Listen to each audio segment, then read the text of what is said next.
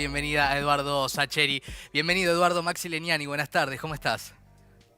Hola Maxi, buenas tardes, ¿cómo andás vos? Bien, muy bien. Bueno, estuvimos disfrutando y leyendo el funcionamiento general del mundo, tu nueva novela, y últimamente venimos hablando con autores y autoras sobre una pandemia muy poco productiva. No fue tu caso, evidentemente. Bueno, en realidad temí que fuera peor a nivel, Sí.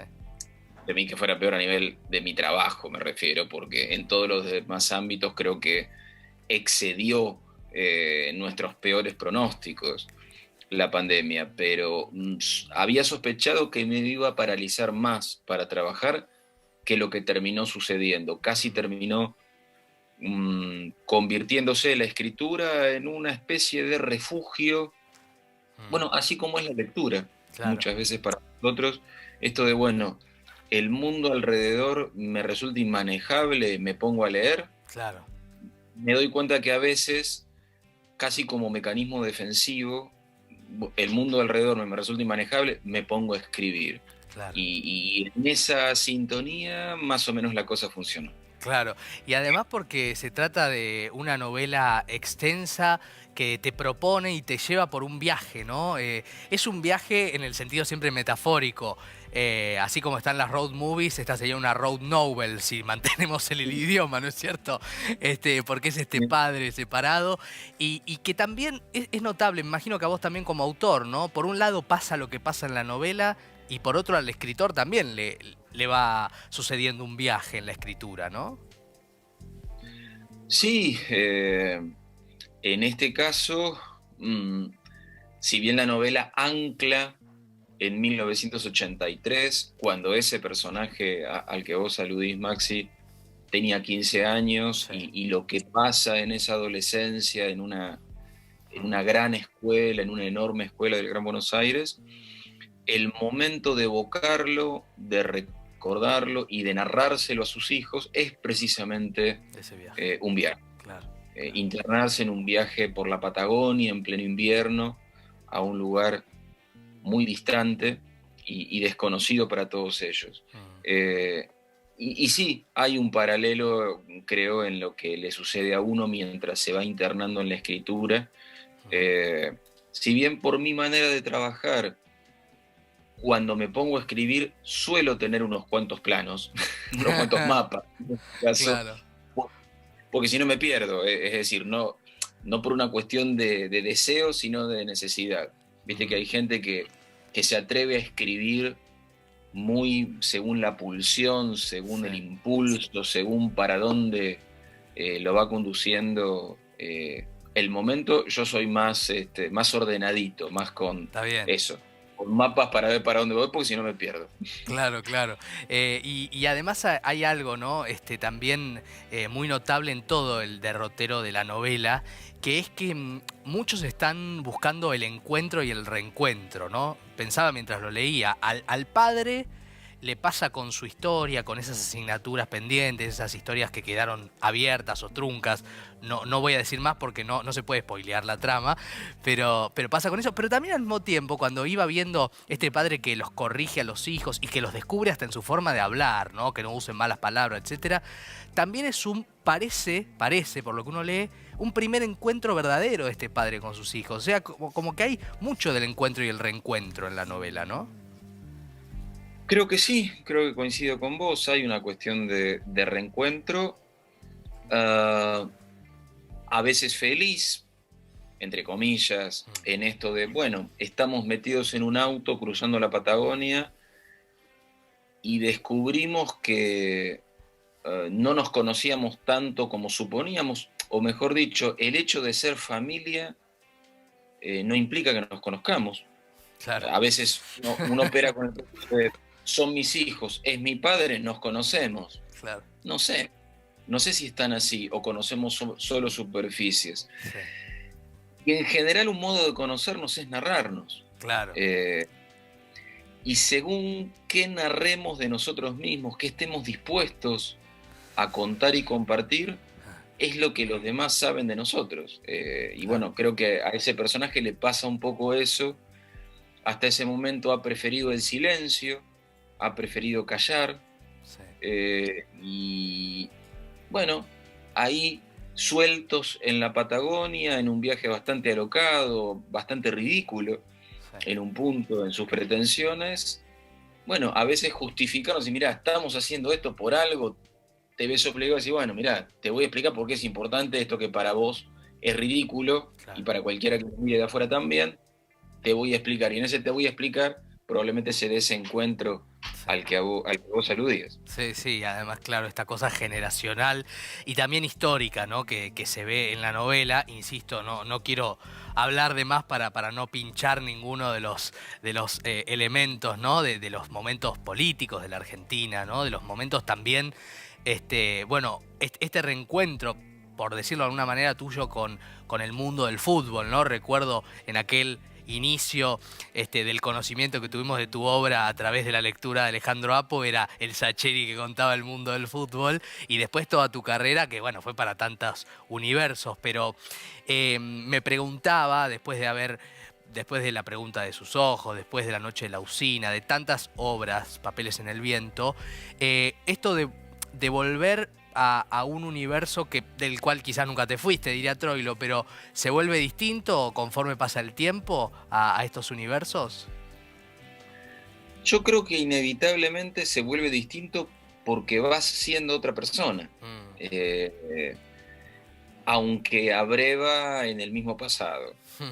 Yo no soy el que era hace 25 años, simplemente porque me pasaron 25 años y me pasaron un montón de cosas, como a todas las personas, pero claro, mi pasado sí está ahí, y en ese pasado y en esa memoria, el fútbol sigue teniendo un lugar importante, no solo como juego, sino como matriz de interpretación para cosas que me importan más que los juegos. Claro, Eh, lo metafórico, ¿no? si, claro, si me sirvió literariamente en otro momento, porque me sirvió existencialmente, fue que me sirvió literariamente, eh, en este caso, para tratar de decir, bueno, a ver, ¿cómo fueron mis 15 años? Ujú.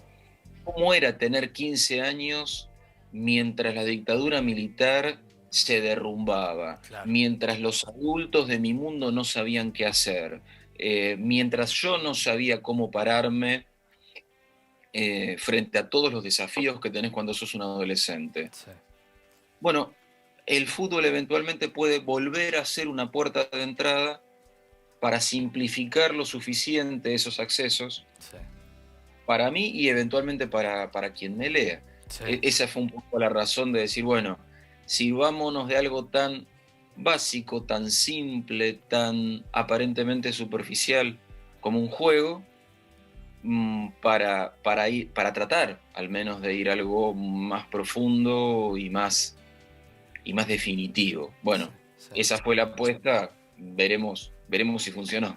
No, y además, claro, esta cosa de un poco Alephiana, ¿no? A lo Aleph, ¿no? Donde está este mundo donde están tantas cositas que después estallan, ¿no? Porque en definitiva estallan en la vida de estos protagonistas, de estas historias en un momento en el cual la Argentina pasaba a recuperar la democracia, pero había muchos poderes y se vio en la historia pública, ¿no? Que seguían teniendo mucho peso. Hasta en el juicio de la Junta se vio, sin ir más lejos, ¿no?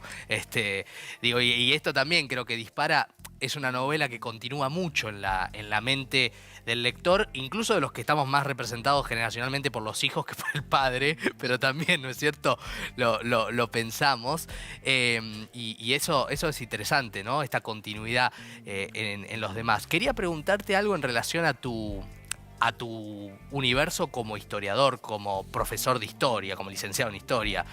Em, Tus historias narrativas, literarias, son de pequeñas personas que cuentan la historia, ¿no? Y me imagino que tu trabajo, digamos, desde el otro lugar es contar a los grandes próceres y a los que hicieron la patria. Me gustaría una reflexión sobre esos dos universos. ¿La historia la construimos todos? Bueno, yo soy mucho más de esa opinión que de la opinión prometeica de Mm, la historia.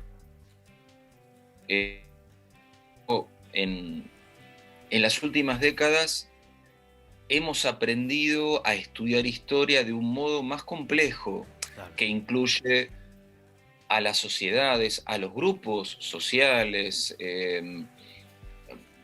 la economía, las clases sociales, los géneros, las mentalidades, la vida cotidiana, donde las colectividades son mucho más importantes que los líderes, sin negarles su lugar. Entonces, yo siento que la historia no la hacen los próceres. En general tiendo a pensar más bien que los próceres son un emergente de la memoria colectiva que cristaliza el pasado en esas grandes figuras.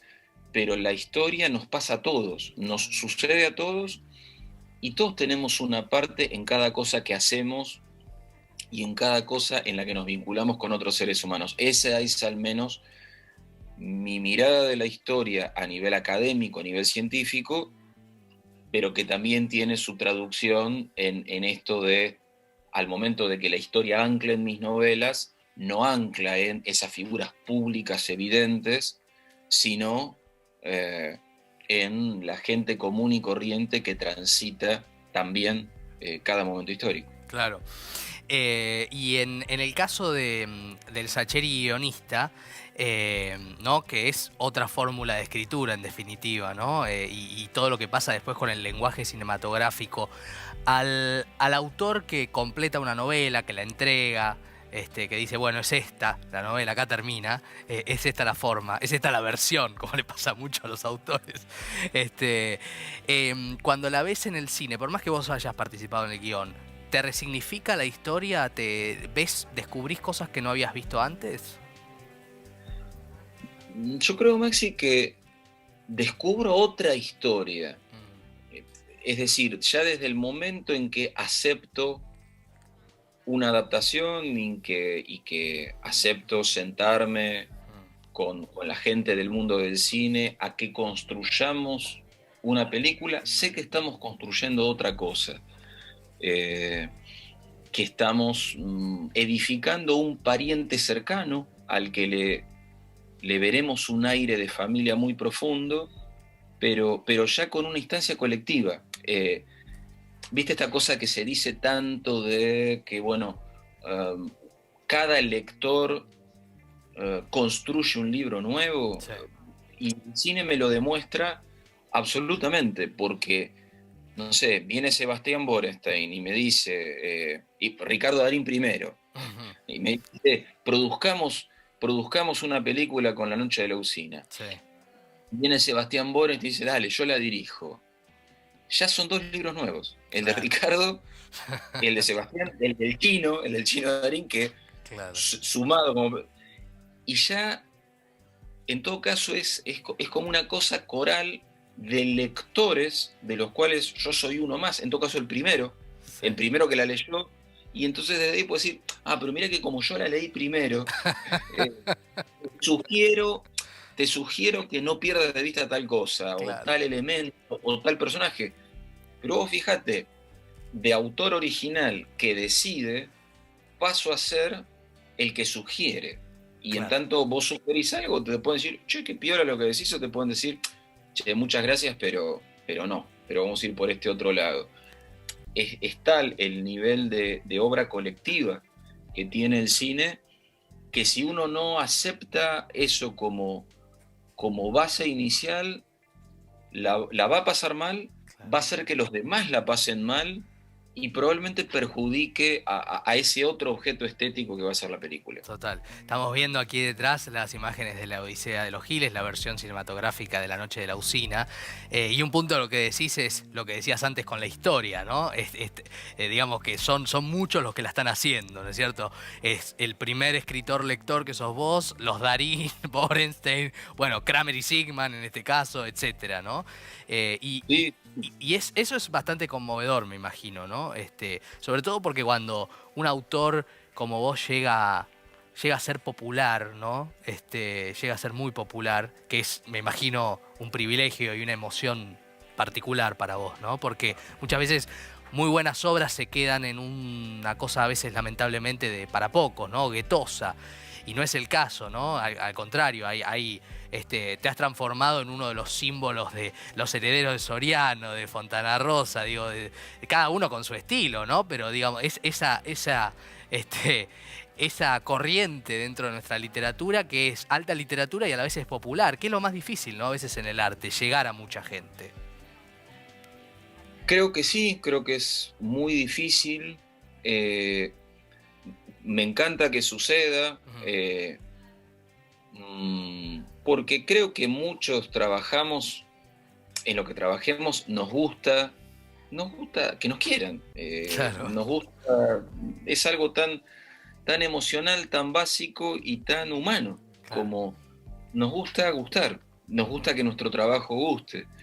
Eh, yo en general no analizo demasiado las razones de eso, porque siento que si me pusiera a pensarlo demasiado, lo volvería artificial. Mm, En todo caso, sí me gusta pensar que eh, mis inquietudes narrativas, por suerte, sintonizan en este momento con la de mucha gente. sí, Y en ese mucha gente estaría lo popular. claro. Y cuando digo una sintonía, digo, bueno, hay una proximidad cuyas razones y cuyos alcances desconozco, pero que me hace feliz. Que capaz en otro momento deja de sintonizarse. Quiero decir, en otro momento desafina la cosa Claro. y mis intereses van por un lado y los gustos del público van para otro. eh, pero mientras esto suceda y lo Claro. disfruto mucho y lo agradezco. Y en el futuro, si me quedo más solo, y va, ¿qué va a ser? Habrá que recordar el momento en que, uy, cómo me querían. Claro, claro. Bueno, pero este es el momento en que te quieren y que muchos y muchas con esta charla seguramente saldrán a comprar este libro, este funcionamiento general del mundo, que es un viaje, es un viaje que uno se permite en un tiempo, me parece que vuelve a pasar, ahora nos pasa a los lectores, ¿no? Lo que a vos con la escritura, con una pandemia que no terminó, poder salir un poco de todo ese ruido y meternos en una historia de buena literatura. Así que, Eduardo, felicitaciones y gracias por este momento. Gracias a vos, Max, y hasta cualquier momento, un abrazo grande. Abrazo enorme, ¿eh? Eduardo Sacheri.